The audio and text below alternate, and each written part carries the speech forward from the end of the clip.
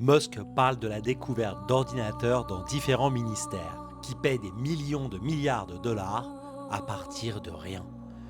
Ils injectent juste des montagnes d'argent dans le système à la discrétion de ceux qui les contrôlent. There's some at DoD. I think we found now 14 magic money computers. Where 14, okay. They just send money out of nothing.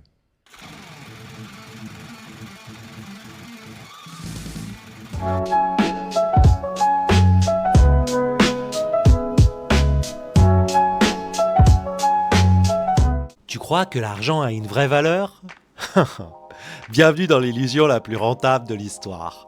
Elon Musk vient de découvrir un scandale. Des ordinateurs dans des ministères américains créent des milliards de dollars à partir de rien. Mais réveiller le monde sur ce secret, c'est comme hurler que l'eau mouille. Ce système, il existe depuis longtemps, et pour comprendre pourquoi, il faut revenir en arrière. Nous sommes en juillet 1944.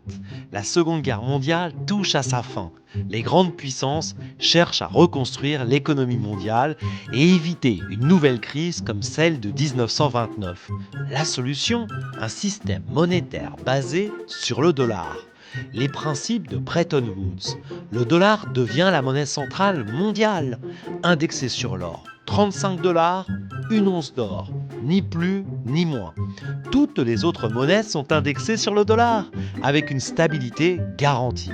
Création de grandes institutions comme le FMI et la Banque mondiale pour réguler le système, mais les Américains abusent. Ils impriment trop de dollars pour financer notamment la guerre du Vietnam, le programme spatial, la course à la Lune, les dépenses sociales, grandes sociétés de Lyndon B. Johnson. Cependant, le 15 août 1971, Nixon déclare la fin de la convertibilité du dollar en or. Le dollar devient une monnaie fiduciaire basée uniquement sur la confiance. Conséquence, le dollar perd 99% de sa valeur depuis 1900. Dans les années 80, le Japon devient une énorme puissance économique. Toyota, Sony, Honda, Panasonic, ils dominent le marché mondial. Les Américains n'aiment pas la compétition comme chacun sait. En 1985, ils forcent le Japon à signer les accords de Plaza, un accord monétaire visant à réévaluer le yen et à affaiblir l'industrie japonaise. Conséquence catastrophique pour le Japon, le yen s'apprécie brutalement, étouffant les exportations. Une bulle spéculative sur l'immobilier éclate et la bourse japonaise est entraînée avec. Un krach économique en 1990, le Japon plonge dans la décennie perdue. Et comme cela ne suffisait pas, Shinzo Abe, le seul leader qui a tenté de redonner une indépendance au Japon, est assassiné en plein jour en 2022. Coïncidence? Peut-être. Mais l'histoire montre que ceux qui s'opposent au système ne finissent jamais bien.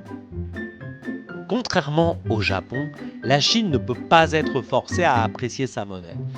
Elle résiste aux pressions américaines, dédollarise ses réserves et signe des accords commerciaux en yuan avec la Russie, le Brésil et le Moyen-Orient, les fameux BRICS dont on parle tant. Si l'Amérique perd son monopole monétaire, c'est la fin de son empire. Tesla subit des attaques de toutes parts, contrats annulés, cyberattaques venues d'Ukraine, Tesla en chute libre en bourse. Comme pour le Japon, l'establishment contre-attaque. Et si Elon Musk continue de réveiller trop de conscience, sera-t-il le prochain à tomber?